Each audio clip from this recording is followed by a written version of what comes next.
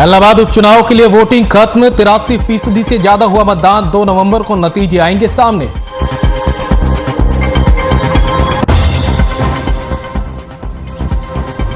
इलाहाबाद में उपचुनाव, बीजेपी, कांग्रेस और इनेलो में कांटे की टक्कर। सभी उम्मीदवारों ने जीत का किया दावा।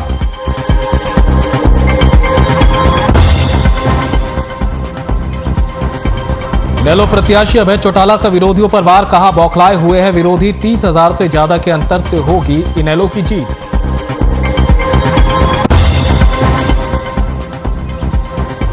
हरियाणा विधानसभा में 2 दिनों के विशेष सत्र का होगा आयोजन। अमृत महोत्सव में बुलाया जाएगा विशेष सत्र। उपराष्ट्रपति वेंकैया नायडू करेंगे शिरकत। स्पीकर ज्ञानचंद गुप्ता ने दी जानकारी। 11 महीने बाद शर्तों के साथ खुला टीकरी बॉर्डर। किसान देंगे सिर्फ बाइक और एम्बुलेंस को रास्ता। सुबह 7 बजे से शाम 7 बजे तक खुलेगा बॉर्डर। दिल्ली में कॉलेज के प्रोफेसर ने फांसी लगाकर की खुदकुशी। मानसिक रूप से परेशान चल रहा था प्रोफेसर। 2 साल से कॉलेज में दे रहा था सेवाएं।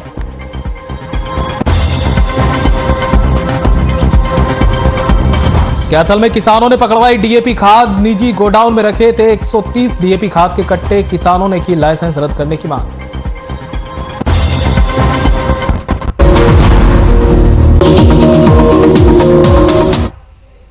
नमस्कार, स्वागत है आपका हर खबर हरियाणा में। मैं हूं आपके साथ संदीप निरंजन सरकार और रुख करते हैं खबरों का।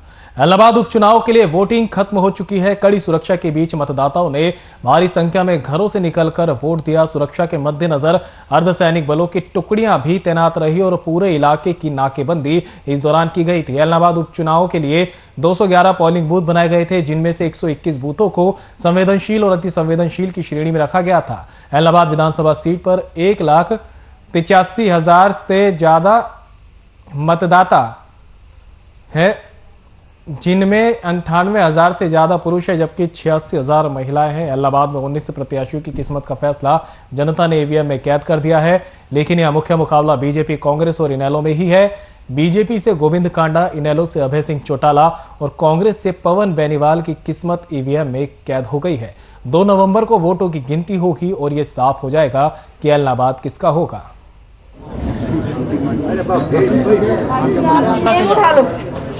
ये भी ले लो।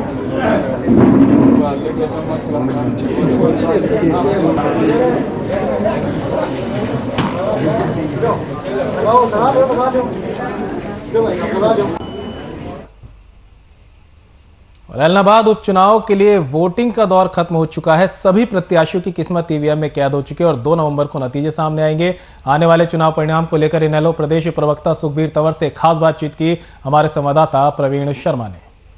हमारे साथ मौजूद हैं इंडियन नेशनल लोकदल के प्रदेश प्रवक्ता सुखबीर तंवर। उनसे जानते हैं कि क्या आंकड़े कहते हैं, क्या उनकी स्टडी कहती है ग्राउंड पर के अब रिजल्ट में क्या आएगा, क्योंकि आईएनएलडी के अभय चौटाला वहां से एक सशक्त उम्मीदवार के रूप में चुनाव लड़ रहे हैं। जी तंवर साहब, देखिए, जिस प्रकार से ये चुनाव क्यों हुआ उस पर छोटी टिप्पणी करना बहुत जरूरी है। आज इस चुनाव का कारण क्या बना, निसंदेह जिस प्रकार से भारतीय जनता पार्टी की सरकार ने किसानों के लिए जो काले कानून लेके आए उनके विरोध में और किसान आंदोलन के समर्थन में अभय सिंह चौटाला जी ने त्यागपत्र दिया। उसके बाद ये चुनाव हुए। ये चुनाव किसी पार्टी या दल का चुनाव नहीं है। ये किसान और पूंजीपति व्यवस्था के बीच कहीं ना कहीं एक जनमत संग्रह है।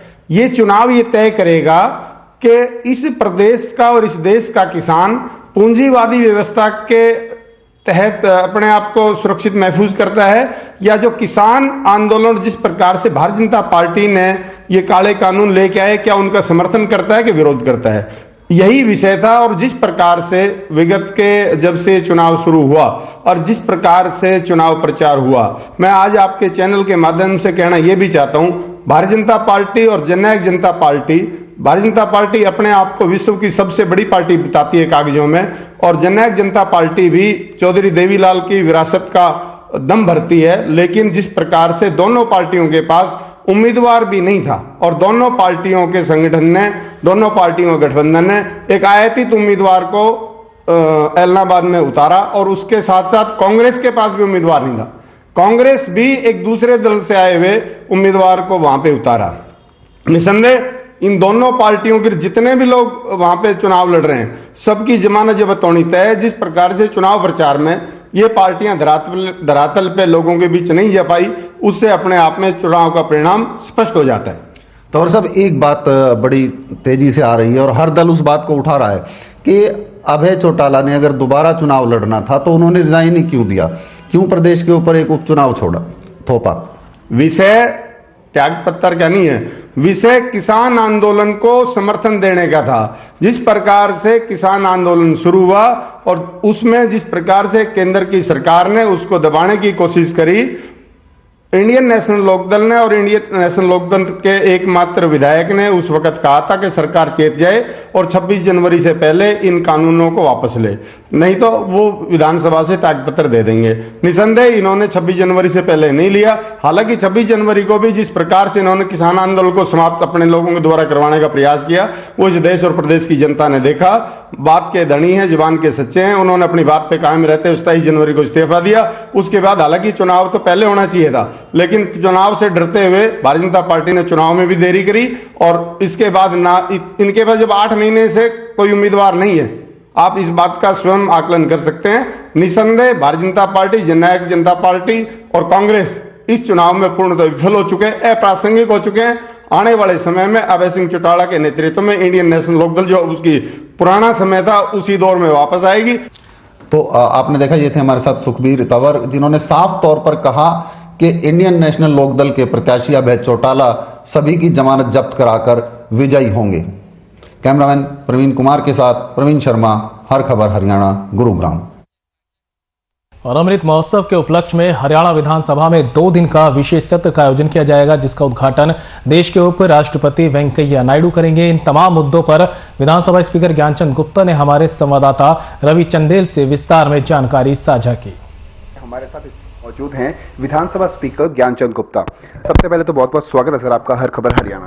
धन्यवाद, आपका भी बहुत बहुत धन्यवाद। इस सत्र का जो आयोजन किया जा रहा है, क्या कुछ इसकी कार्यप्रणाली रहेगी, किस तरीके से इसको आयोजित किया जाएगा और खास तौर पर उपराष्ट्रपति का क्या इस पे योगदान रहेगा? देखिए, हमारे देश को आज़ाद हुए 75 वर्ष हो चुके हैं। आज़ादी की हम 75वीं वर्षगांठ मना रहे हैं और इस 75वीं वर्षगांठ को अमृत महोत्सव के रूप में मना रहे हैं। इस कड़ी में देश के हर भाग के अंदर बहुत सारे कार्यक्रमों का आयोजन किया जा रहा है। उसी कड़ी में हरियाणा विधानसभा का भी एक विशेष सत्र हम आयोजित करने जा रहे हैं और इस बात की मुझे बड़ी खुशी है कि देश के उपराष्ट्रपति माननीय एम वेंकैया नायडू जी इस सत्र का उद्घाटन करेंगे। इसी सिलसिले में मैंने कुछ दिन पहले उनसे भेंट की थी और उनसे निवेदन किया था कि इस सत्र का वो उद्घाटन करें। मुझे बड़ी खुशी है कि उन्होंने निमंत्रण को स्वीकार किया है और कुछ ही दिनों के अंदर एग्जैक्ट डेट के बारे में हमें जानकारी मिल जाएगी। ये विशेष सत्र 2 विषयों को लेकर के विशेष तौर पर किया जा रहा है। पहला विषय लोकतंत्र में विधायक और विधायिका की भूमिका क्या होनी चाहिए, कैसी होनी चाहिए। दूसरा, जो public purse, its utilization and accountability, जो पैसा जनता के खून पसीने की कमाई टैक्सेस के रूप में सरकार के पास आता है, उस पैसे का जो मितव्यय ना हो, उसका जो खर्च किया जाए उस सावधानी के साथ किया जाए और उसकी अकाउंटेबिलिटी भी होनी चाहिए। और अकाउंटेबिलिटी किसकी हो, इन विषयों पर विचार करने के लिए ये 2 दिन का विशेष सत्र हम आयोजित करने जा रहे हैं और मैं समझता हूं कि इस सत्र के आयोजन से जो विशेष तौर पर हमारे नए चुने हुए विधायक हैं, आप जानते हैं कि विधानसभा के अंदर लगभग आधे विधायक ऐसे हैं जो पहली बार चुन करके आए हैं। उन विधायकों को इन विषयों के बारे में जानकारी मिले और इसके लिए हम कुछ विषयों के एक्सपर्ट्स को भी इस सत्र के अंदर बुला रहे हैं ताकि जो हमारे विधायक हैं उनको इस विषय की सही जानकारी मिल सके। बताया कि अमृत महोत्सव के उपलक्ष्य पर जल्द ही हरियाणा विधानसभा में विशेष सत्र का आयोजन किया जाएगा, जिसमें देश के उपराष्ट्रपति वेंकैया नायडू जो है उसका उद्घाटन करेंगे। 11 महीने के बाद शनिवार को प्रशासन और किसानों की आपसी सहमति के बाद टेकरी बॉर्डर को नियमों और शर्तों के साथ खोल दिया गया। किसानों ने कहा कि टेकरी बॉर्डर को 7 बजे से शाम 8 बजे तक खोला जाएगा, जिसमें बाइक और एम्बुलेंस को निकलने की ही अनुमति दी जाएगी।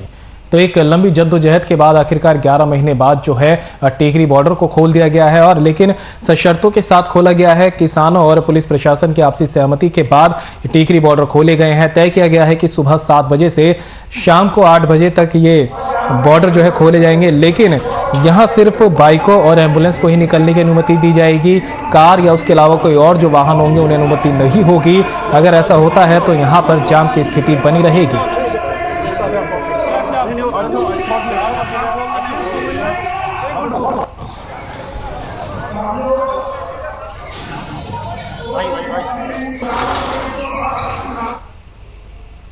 तो हत्या के आरोपी नवीन उर्फ छोटा ने सीआईए की टीम के सामने कुल 14 वारदातों का खुलासा किया, जिसमें उसने हत्याओं की वारदातों को कबूला। इसके अलावा अपहरण समेत अन्य मामलों में भी शामिल होने की बात कही है। ऐसे में अब पुलिस उसके जो साथी जेल में है उन्हें प्रोटेक्शन वारंट पर लाने और उन्हें गिरफ्तार करने की योजना बना रही है। वहीं उसे 20 दिन पहले नोएडा की एसआईटी ने गिरफ्तार किया था। इन खुलासों में अधिकतर हत्या की घटनाएं शामिल है। फिलहाल सीआईए की टीम उससे पूछताछ कर रही है।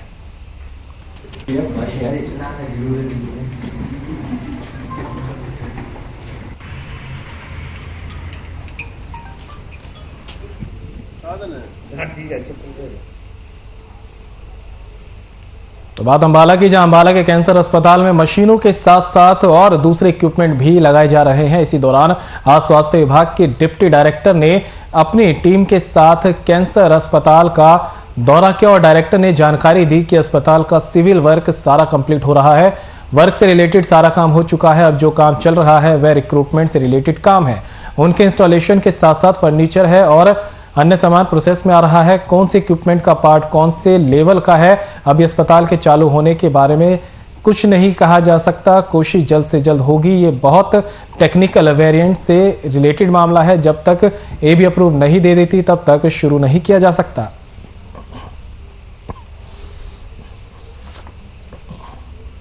है ना कि ये जो मीटिंग है, आपको पता है कि टर्शरी कैंसर केयर सेंटर जो है इसका सिविल वर्क सारा कंप्लीट हो चुका है। जो कि पीएमओ साहब जैसे आप डेली बात करते हैं उनसे भी आपको ये इन्फॉर्मेशन मिलती रहती है। जो हमारी ग्राउंड फ्लोर है, फर्स्ट फ्लोर है, सिविल वर्क से रिलेटेड सारा काम जो है हो चुका है। अब जो चल रहा है वो इक्विपमेंट से रिलेटेड काम नहीं हो, तो और कुछ इक्विपमेंट जो है मेजर इक्विपमेंट हमारे आ भी चुके हैं। उनके जो वेरियस स्टेप्स इन्वॉल्व है उनकी इंस्टॉलेशन में वो सारी प्रोसेस चल रही है। तो वहीं रेवाड़ी में पूर्वांचल सेवा समिति ने छठ पर्व का आयोजन हर साल की तरह इस साल भी किया, जिसको लेकर समिति ने तैयारियां शुरू कर दी है। रेवाड़ी के सेक्टर 1 में ऐतिहासिक सोहले राय तालाब भूमि पर कृत्रिम घाट बनाया जा रहा है। तालाब के आसपास फैली गंदगी को लोगों ने साफ कर दिया ताकि यहां आने वाले श्रद्धालुओं को किसी भी तरह की कोई असुविधा न उठानी पड़े। पूर्वांचल सेवा समिति के प्रधान रामाधार शर्मा ने बताया कि वे हर साल छठ पर्व का आयोजन करते हैं, जिसके लिए उनके पास कोई सफाई घाट नहीं होने के कारण हर साल कृत्रिम घाट बनाना पड़ता है, जिसका जायजा हमारे संवाददाता महेंद्र भारती ने लिया। भारतीय संस्कृति का सबसे बड़ा त्योहार दीपावली माना जाता है, लेकिन दीपावली के साथ साथ पूर्वांचल के लोगों द्वारा छठ पर्व भी मनाया जाता है, जो उनकी आस्था का प्रतीक है। और हर वर्ष यह त्यौहार रेवाड़ी में भी मनाया जाता है, क्योंकि पूर्वांचल के लोग यहाँ भी निवास करते हैं। इसी कड़ी में अब यहाँ पे हम खड़े हैं सोलाराई पर, जहाँ सोलाराई तालाब पर पूर्वांचल के लोगों द्वारा साफ सफाई की जा रही है और कृत्रिम घाट बनाने की तैयारी में जुटे हुए हैं। आइए हम बात करते हैं पूर्वांचल सेवा समिति के प्रधान रामाधार शर्मा से, जो इस वक्त हमारे साथ हैं। रामाधार जी, हर खबर चैनल में आपका स्वागत है और आपसे जानना चाहेंगे कि कृत्रिम घाट बनाने की क्या कुछ तैयारियां आपके द्वारा की जा रही है। धन्यवाद आप सबका, और आप सबके चैनल के माध्यम से मैं बताना चाहूँ कि हमारे जितना महान जन्मभूमि है उससे कहीं अच्छा हमारे कर्म भूमि रेवाड़ी है। हमारे इस सर सफाई में हमारे रेवाड़ी के काफ़ी लोगों का सहयोग रहा है। ऐसे फाइनेंशियली तो नहीं, लेकिन इस ढंग से मदद तो जरूर करते। कोई श्रमदान कर दिया, कोई आकर के हमारे साथ रह गया, और आप जैसे चैनल वाले लोग एक एक चीज़ को बताते हैं, दिखाते हैं, इससे हमारी मनोबल बढ़ती है। और किस तरह से अभी कृत्रिम घाट बनाने की तैयारी कर रही है, कितने कर्मचारी जुटे हुए हैं और कितना हर साल आपको खर्चा आ जाता है? क्योंकि कृत्रिम घाट हर वर्ष बनाना पड़ता है। अगर मैं एक स्थायी घाट आपके लिए बन जाए तो आपके लिए बहुत ज़्यादा सुविधा होगी और लोग भी ज़्यादा एक जगह से एकत्रित हो पाएंगे, लेकिन स्थायी घाट तो अभी है नहीं आपके पास। और कृत्रिम घाट बनाने में कितना खर्चा हर बार आपको करना पड़ता है? हमारे ये घाट बनाने में करीब लाख सवा लाख रुपए हर साल लगता है। कभी वहाँ किए, कभी वहाँ किए। ऐसे अस्थाई एक घाट मिल जाए और एक चीज़ मिल जाए, जैसे आपकी सोलर आई मिल गया है। सोलर आई हमारे परमानेंट के लिए मिल जाता है कि हर साल आप साल में एक बार 2 दिन के लिए पूजा करते हो, 2 दिन के लिए मिल जाए तो हम इस घाट को चमका करके रखेंगे। हम इस वो जो है तालाब है, सोलर आई तालाब को 16 के 16 रास्ते को हम खोल देंगे और सोलर आई तालाब को ऐसे बना देंगे जैसे दूर दूर से लोग आएंगे यहाँ देखने के लिए, घूमने के लिए। ऐसा मेरा तो मन है, हमारे टीम का ये मेहनत है। हमारे टीम में आप देख रहे हैं कि 1 हफ्ते से काम चल रहा है। 10 से 15 लोग डेली लगे रहते हैं और मेहनत करके, कुछ लेबर भी बाहर से रखते हैं। और इसको जहाँ खड़ा नहीं हो सकता, आदमी अंदर घुस नहीं सकता था, वहाँ अब घाट तक पहुँच जाता है आदमी। बाइक भी पहुँचती है, ट्रैक्टर भी आ रहे हैं, कारें भी लोग लेकर के आ जा रहे हैं। तो मेहनत तो हुआ है, मेहनत तो। और यहाँ रुक रहे हैं एक छोटे से ब्रेक के लिए, जल्द होंगे हाजिर, कहीं मत जाइएगा।